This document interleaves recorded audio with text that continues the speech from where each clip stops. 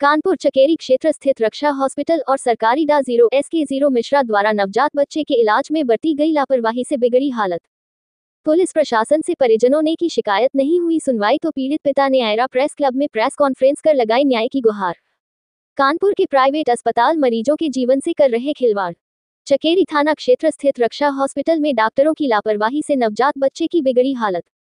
8 माह से डा 0 किरण गर्भवती महिला का हॉस्पिटल में चल रहा था इलाज। 6 अप्रैल को बड़े ऑपरेशन से बच्चे का हुआ जन्म।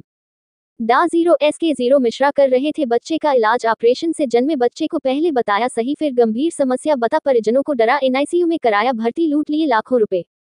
हॉस्पिटल के NICU में भर्ती बच्चे को 2 घंटे बाद देखने। मेरा नाम प्रेम प्रताप है और मैं रक्षा हॉस्पिटल के संबंध में घटना घटी है उसके संबंध में प्रेस वार्ता कर रहा हूँ। और मेरे पत्नी का 8 महीने से रक्षा हॉस्पिटल में इलाज चल रहा था। किरण पांडे ने किया था। किरण पांडे की पत्नी का सीजर किया, सीजर से बेटा हुआ।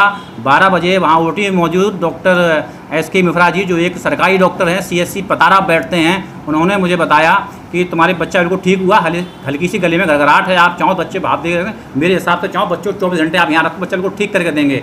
उन्होंने इतनी लापरवाही बरती, गलत ट्रीटमेंट दिया जिससे बच्चे के चेस्ट में पानी भर गया।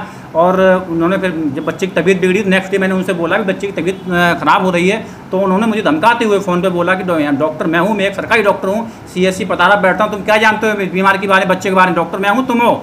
तब ये बात मैं डॉक्टर किरण पांडे बताई। किरण पांडे मेरे बच्चे का एक्सरे करवाया, एक्सरे में उसका मैं बहुत ज़्यादा पानी आया। डॉक्टर SK मिश्रा बोले इसको कार्डियोमेगैली हो गई है, इसके दिल का ऑपरेशन होगा और इसे आप क्लोर 9 हॉस्पिटल ले जाओ। तो मैंने क्लोर 9 हॉस्पिटल की तैयारी की कानपुर के लिए। तो वहाँ के मौजूद स्टाफ ने मुझे बताया कि आप वहाँ मत जाना, और ऑपरेशन से बड़े लोग नहीं बचते हैं, बच्चा कहाँ से बच जाएगा। और जब मैंने पता किया, पीडियाट्रिक सर्जन पूरे उत्तर प्रदेश में कहीं नहीं है, दिल्ली एम्स में पाए जाते हैं या उत्तराखंड में 2 ही डॉक्टर खाली इसके हैं कार्डियो सर्जन। तो फिर मेरी ये बात लखनऊ में हुई, स्वामी विवेकानंद हॉस्पिटल में। जब मैं वहाँ पहुँचा रात के 12 बजे, डॉक्टर सचिन वर्मा जी ने मेरे बच्चे का हार्ट का ईको किया, बोला इसका दिल बिल्कुल ठीक है, इसको गलत ट्रीटमेंट, गलत इंजेक्शन दिए गए, फर्टिलाइजेशन के नींद के इंजेक्शन दिए गए, जिसकी इसके ब्रेन में सूजन आई है, चेस्ट में इसके पानी भर गया है। इस बच्चे को कम से कम 15 दिन भर्ती रखना पड़ेगा, उसके बाद इसकी MRI होगा, उसके बाद मालूम पड़ेगा कि इस बच्चे को कितना दिमाग इसका काम करेगा, क्या है इसकी स्थिति। तो आज मेरी पत्नी की हथबार में ले आते हैं लखनऊ, तो कहीं 7,000 रुपये का इंजेक्शन लग रहा है हफ्ते में एक बार। तो ऐसे ही मामला अभी एक लखनऊ मेदांता हॉस्पिटल में आया है, जहाँ एक हार्ट की प्रॉब्लम लेके एक पेशेंट पहुंचा। तो डॉक्टर ने बोला इसके हार्ट में चलना पड़ेगा, इसका हार्ट खराब है। बगल में भाई मरीज दूसरे डॉक्टर को दिखाने गया, तो डॉक्टर ने 125 रुपये में मरीज ठीक कर दिया। आज मेदांता हॉस्पिटल में ताला पड़ रहा है लखनऊ में। ऐसे ही अनित मैं जानकारी चाहता हूँ कि अब तक इस हॉस्पिटल में कितने ऑपरेशन हुए 2 साल में, कितने सीजर हुए, कितने लोग मरे हैं, कितने ठीक हुए, मरे तो उनका क्या कारण रहा, क्या लापरवाही रही। आपने इसके लिए प्रशासन से कोई कार्रवाई? प्रशासन से मैंने कार्रवाई की, इसका शिकायत मैंने लगातार, मैं 3 महीने से CO साहब चक्कर काट रहा हूँ, और CO साहब लगातार मुझे आश्वासन दे रहे हैं कि ये कर रहे हैं, वो कर रहे हैं, जांच चल रही है, जांच चल रही है। और परसों ही मैं CO साहब से मिला हूँ, जाके उन्हें 2 दिन का वक्त मांगा, 2 दिन में पूरी जांच कंप्लीट करके देंगे। मैं चाहता हूँ ऐसे निष्कर्ष से अनेक डॉक्टरों को लाइसेंस कैंसिल किया जाए। मेरा खर्चा करीबन 5 लाख रुपये खर्च हुआ है यहाँ से लेकर लखनऊ तक, और लगातार मुझे गुमराह किया गया, मेरे साथ फुल काम हुआ है।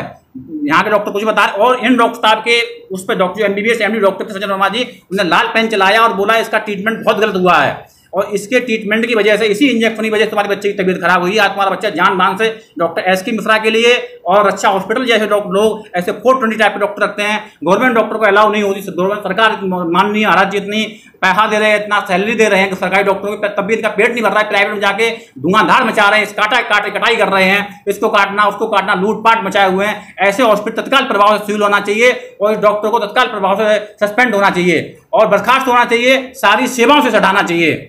ये माननीय महाराज जी से मेरा कहना है और CO साहब से कहना है, इसे तत्काल सस्पेंड करें। आप क्यों सुनवाई नहीं करें? लगातार मुझसे वक्त क्यों मांग रहे हैं? वो मुझे लगातार धमकियां दे रहे हैं कि हमने इससे तुम जितनी करोगे, और ये थाने में पकड़ा गया था, वहां भी पैसा देकर छूट गया, लगातार 2 बार पकड़ा भी गया है इसी मसले में। हाँ, डॉक्टर साहब पकड़े गए थे, ये रामादेवी थाने की चौकी पड़ती है, वहाँ उन्हें सुबह शाम तक बैठा के रखा, बोला 50,000 रुपये देके बचेगा, तुम क्या कर लोगे। फिर मैं CO साहब के पास पहुंचा, लगातार मैं शिकायत पे शिकायत कर रहा हूँ, CO साहब लगातार मिल रहा हूँ, और मुझे आश्वासन दिया जा रहा है। अभी तक कोई ठीक तरीका निर्णय या कोई कार्रवाई नहीं हो पाई है।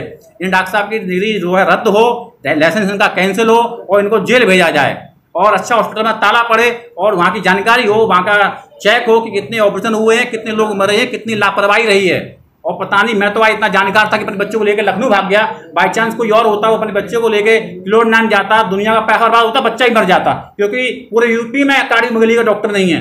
वो कहता है इस बच्चे को तुम सीधे वेंटिलेटर रखो ले जाके, और यहाँ तो वेंटिलेटर के बच्चों की व्यवस्था ही नहीं है। अपना सरकारी अस्पताल है, यहाँ भी 14 वेंटिलेटर ज़्यादा है ही नहीं। ये कौन सा हेलिड है, कौन सा हॉस्पिटल है?